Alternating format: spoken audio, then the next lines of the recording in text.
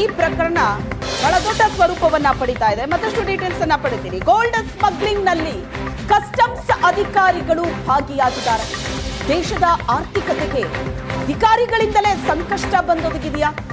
ಹದ್ದಿನ ಕಣ್ಣಿಡಬೇಕಾದ ಅಧಿಕಾರಿಗಳೇ ದಂಧೆಕೋರರಾದ್ರ?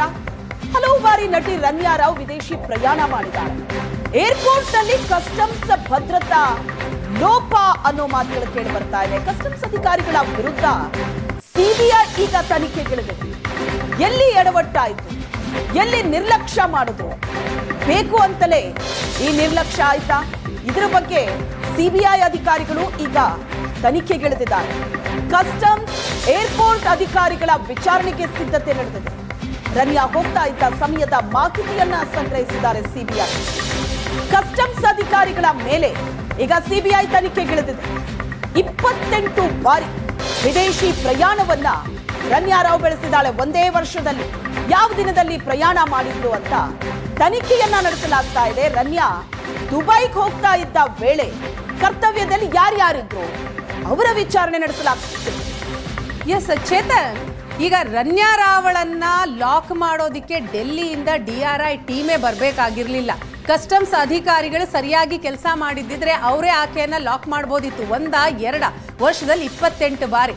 ಸೊ ಅವರು ಇದರಲ್ಲಿ ಇನ್ವಾಲ್ವ್ ಆಗಿದ್ದಾರೆ ಅನ್ನುವಂತಹ ಸಂಶಯ ಖಂಡಿತವಾಗ್ಲೂ ಬರುತ್ತಲ್ಲ.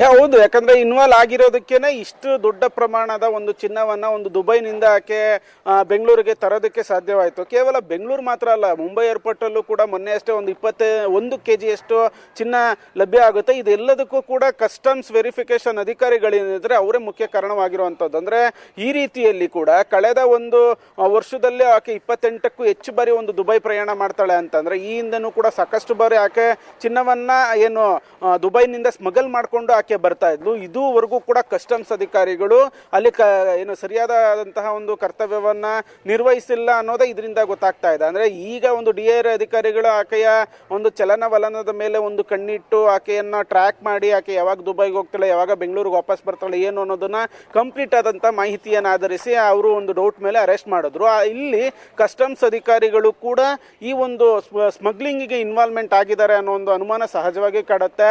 ಹೀಗಾಗಿ CBI ಯಲ್ಲೂ ಕೂಡ ಅಂದ್ರೆ ದೆಹಲಿಯ CBI ನಲ್ಲಿ ಒಂದು FIR ದಾಖಲಾಗಿರುವಂತದ್ದು. ರನ್ಯಾ 28ಕ್ಕೆ ಹೆಚ್ಚು ಬಾರಿ ಯಾವಾಗ ಒಂದು ದುಬೈಗೆ ಹೋಗಿದ್ಲು ಮತ್ತೆ ಯಾವಾಗ ಒಂದು ಬೆಂಗಳೂರಿಗೆ ಬಂದಿದ್ಲು ಅನ್ನೋದ್ರ ಬಗ್ಗೆ ಕಂಪ್ಲೀಟ್ ಆದಂತಹ ಒಂದು ಡಾಟಾವನ್ನು ಕೂಡ CBI ಅಧಿಕಾರಿಗಳು ಕೂಡ ತೆಗೆದುಕೊಂಡಿರುವಂತದ್ದು. ಆಕೆ ಬೆಂಗಳೂರಿಗೆ ಬಂದಂತ ಸಂದರ್ಭದಲ್ಲಿ ಯಾರು ಅಲ್ಲಿ ಕಸ್ಟಮ್ಸ್ ಡ್ಯೂಟಿಯನ್ನ ಮಾಡ್ತಾ ಇದ್ರು, ಯಾವೆಲ್ಲ ಆಫೀಸರ್ ಇದ್ರು, ಯಾವೆಲ್ಲ ಅಧಿಕಾರಿಗಳು ಏನು ಸಿಬ್ಬಂದಿಗಳಿದ್ರು ಎಲ್ಲ ಒಂದು ಮಾಹಿತಿಯನ್ನ ಕಲೆ ಹಾಕೊಂಡು ಅವರನ್ನು ಕೂಡ ವಿಚಾರಣೆಯನ್ನ ಮಾಡ್ತಾರೆ. ಇಲ್ಲಿ ಲೋಪದೋಷ ಏನಾದ್ರೂ ಕಂಡು ಬಂದ್ರೆ ಅವರ ವಿರುದ್ಧ ಒಂದು ರಿಪೋರ್ಟ್ ಕೂಡ ರೆಡಿ ಆಗುತ್ತೆ. ಒಟ್ಟಿನಲ್ಲಿ CBI ಈ ಆಂಗಲ್ ಅಲ್ಲಿ ಇನ್ವೆಸ್ಟಿಗೇಷನ್ ಅನ್ನ ಮಾಡ್ತಿರುವಂತದ್ದು. ಅಂದ್ರೆ ಗೋಲ್ಡ್ ಸ್ಮಗ್ಲಿಂಗ್ ಅಲ್ಲಿ ಅಂದ್ರೆ ಚಿನ್ನ ಸ್ಮಗ್ಲಿಂಗ್ ಪ್ರಕರಣದಲ್ಲೇ ಕಸ್ಟಮ್ಸ್ ಅಧಿಕಾರಿಗಳ ವೈಫಲ್ಯ ಏನು ಅವ್ರ ವಿರುದ್ಧ FIR ಅನ್ನ ದಾಖಲು ಮಾಡ್ಕೊಂಡಿರೋದು. ಈ ಆಂಗಲ್ ಅಲ್ಲಿ ಅಧಿಕಾರಿಗಳು ಇನ್ವೆಸ್ಟಿಗೇಷನ್ ಅನ್ನ ಮಾಡ್ತಿರುವಂತದ್ದು. ಕೇವಲ ಬೆಂಗಳೂರು ಮಾತ್ರ ಅಲ್ಲ, ಬೆಂಗಳೂರು, ಮುಂಬೈ, ಭಾರತದ ಪ್ರಮುಖ ಏರ್ಪೋರ್ಟ್ ಗಳಲ್ಲಿ ಎಷ್ಟು ಚಿನ್ನ ಎಷ್ಟು ಸಿಕ್ಕಿತ್ತು ಅನ್ನೋದನ್ನು ಕೂಡ ನೋಡಿ ಎಲ್ಲ ಒಂದು ವೆರಿಫಿಕೇಶನ್ ಅಲ್ಲಿ ಇದಕ್ಕೆ CBI ಅಧಿಕಾರಿಗಳು ತೊಡಗಿರುವಂತದ್ದು. ವೀಣಾ,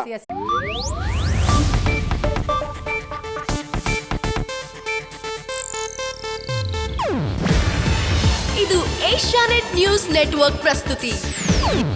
ನೀವು ನೋಡ್ತಿದ್ದೀರಾ ಏಷ್ಯಾನೆಟ್ ಸುವರ್ಣ ನ್ಯೂಸ್.